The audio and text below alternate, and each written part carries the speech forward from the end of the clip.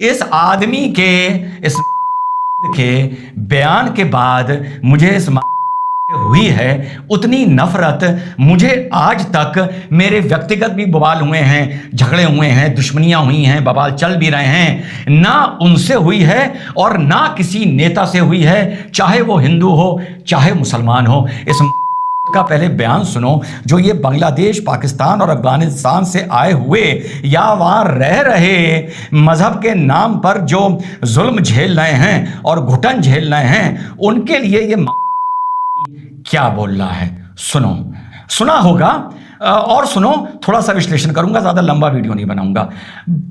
बंजर मादा, बंजर, इसके मुंह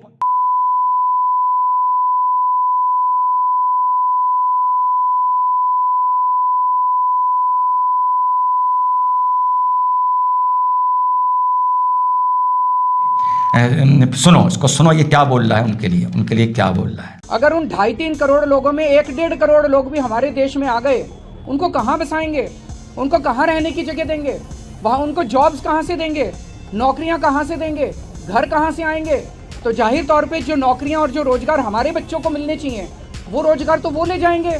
ये क्या बदतमीजी है कि बांग्लादेश के, पाकिस्तान के और अफगानिस्तान के लोगों को हमारे देश में लाके बसाएंगे और उनको हमारे बच्चों के हक के रोजगार उनको देंगे। तो प्रश्न उठता है कि बीजेपी ऐसा क्यों कर रही है। कई लोगों से मैंने बात की, कुछ लोगों का कहना है कि ये पूरा का पूरा खेल वोट बैंक बनाने की गंदी राजनीति है। आपके घर के पास, मैं पूछना चाहता हूँ देश के लोगों से, अगर आपके घर के पास पाकिस्तानी आके झुग्गी लगा के बैठ गए, आप पसंद करोगे? कितने लोग पसंद करेंगे? बांग्लादेश से, पाकिस्तान से अगर झुग्गी लगा के आपके, पता नहीं वो कौन लोग हैं, क्या हैं, सारी कानून व्यवस्था चरमरा जाएगी, चोरियां, डकैतियां, बलात्कार बढ़ेंगे हमारे देश के अंदर। तुम लोग तसव्वुर कर सकते हो, मैं तसव्वुर नहीं कर सकता था कि ये आदमी इतना, इस तक अगर ये बात पहुंची या इसके चाहने वाले मेरी बात पहुंचे, तो 1947 के बंटवारे के बाद जब भूखा नंगा लुटा पिटा हिंदू वेस्ट इंडिया से यानी वेस्ट पाकिस्तान से हिंदुस्तान आया था लुटा पिटा, तो उसने किसी के हाथ सामने कटोरा नहीं फैलाया था। उसने 10 साल में अपनी औकात लुटने पिटने के बाद इस देश में आके, मैं बात कर रहा हूं बंटवारे की, इस देश में आके बना ली थी। वो किसी पर बोझ नहीं बना था। जब 80 में कश्मीर से हिंदू लुटा पिटा बर्बाद होकर जम्मू, पंजाब और दिल्ली गया था, वो किसी पर बोझ नहीं बना था।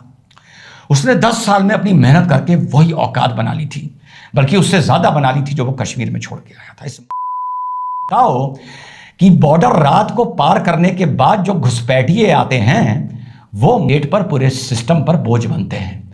हिंदू जब भी कहीं से भूखा नंगा मार खाकर गया है या किसी देश में गया है, उस देश को जाकर, या बहुत शुरू में जब अमेरिका और यूरोप माइग्रेट किया, तो आज देखो कितनी कंपनियों का सीईओ है। जहां गया है इस कौम ने नाम किया है, और जहां हिंदुस्तान से लुट पिट के आया है कश्मीर और पाकिस्तान, यहां आके इसने नाम किया है। तो परेशान ना हो, तू परेशान उनके लिए हो जो रात के अंधेरों में बांग्लादेश और म्यांमार का बॉर्डर पार करके आए हैं। देश पर और सिस्टम पर वो बोझ बनेंगे। ये जो हिंदू वहां से आए हैं अपनी बहू बेटियों की इज्जत बचा के, या यूं कहूं इज्जत गवा के, ये इस देश पर बोझ नहीं बनेंगे। हिंदुओं, तुम में अगर जरा सी भी जिल्लत है, जरा सी भी जिल्लत है ना, बाल बराबर भी को कहते हैं ना, राई बराबर भी, ठीक, हरारत भी है, तो दिल्ली के अगर किसी वोटर तक मेरी ये बात पहुंचे तो इस को 2024 में चुनाव में वोट ना देना। इस ने वो बोला है जो दुश्मन भी एक दूसरे के लिए नहीं बोल सकता। उन लोगों के लिए जो वहां से लुट पिट के अपनी इज्जत गवा के या इज्जत बचा के किसी तरीके से यहां पर आए हैं, इस बोला है इसको वोट ना देना। अगर तुम वोट दोगे ना तो तुम भी हराम के होगे, तुम भी हराम के होगे।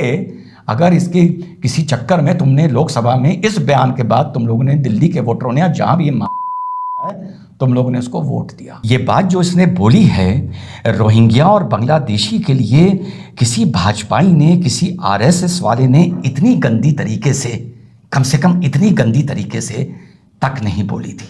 रोहिंग्या और बांग्लादेशी, यहां मैं बात कर रहा हूं मुसलमानों के लिए। और जो इसने बात हिंदुस्तान में, जिसको मैं नेचुरल होम ऑफ हिंदू मानता हूँ, वहाँ के बैठकर ऐसे मौके पर इसने जो ये बात बोली है, सोचो अगर चुनाव से पहले कोई नेता रोहिंग्या और बांग्लादेश से आए मुसलमानों के लिए ये बात बोल देता तो यार भले तुम उसे आटा दे देते, भले डाटा दे देते, भले तुम उसे गैस का सिलेंडर दे देते, कुछ भी दे देते, तुम्हें वो एक वोट ना देता।